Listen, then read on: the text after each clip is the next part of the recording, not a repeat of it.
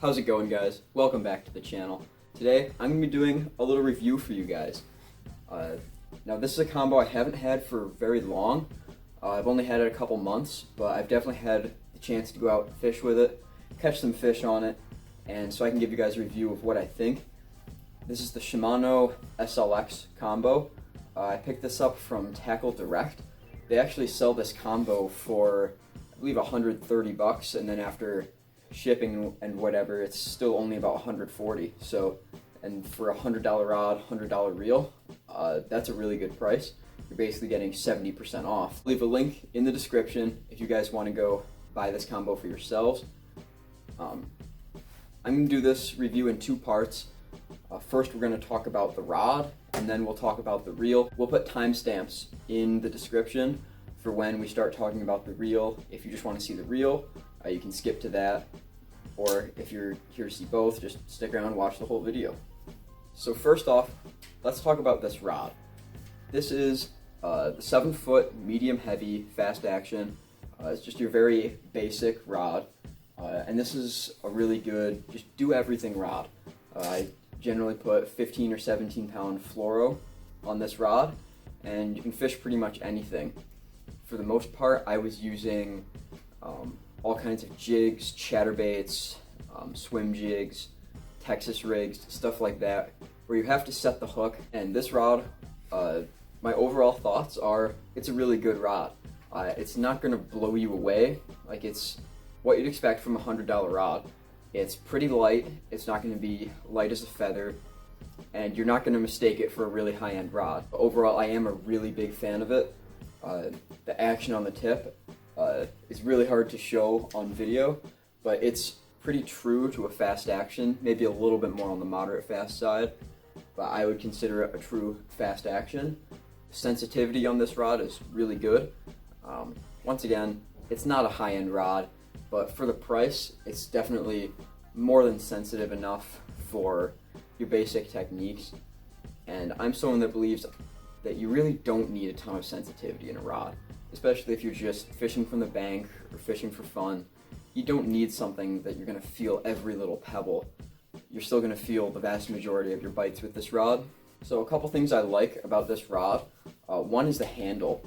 You guys can see it's that split grip with the EVA foam. Super comfortable in the hand, and even when the rod gets wet or something, it's still very comfortable and easy to hold on to. This bait keeper, you can see right there, that's really good placement. I really like it back there. One of my biggest pet peeves with a rod is when you have a bait keeper all the way down towards the handle of this reel, so when I pick up the rod, I could get a hook in my hand. I don't like that, but that's a great place for it. It's not super big, it's not in the way, but it's more than enough to hold a jig hook or something like that. Guides on this rod, they're not quite micro guides, but they're definitely small, which is great unless you plan on running braid to leader, which I, for the most part, don't do unless I'm fishing really clear water and I still need that strength of that braid. But on this rod, I don't fish braid to leader. I don't think it's worth messing with. That was a quick overview of this rod. Like I said, I don't have a whole ton to say about it, but it's just a very solid rod, and I would definitely recommend it for 100 bucks. Alright guys, now it's time for the second part of this review, which is the SLX reel. This reel is awesome. Coming from someone that really, this is the most expensive reel I own. The other reels, the other bait casting reels I own are very much budget options, like the Abu Garcia Black Max, Loose Classic Pro. So this was my first step into a little bit higher end reel, if you could call it higher end.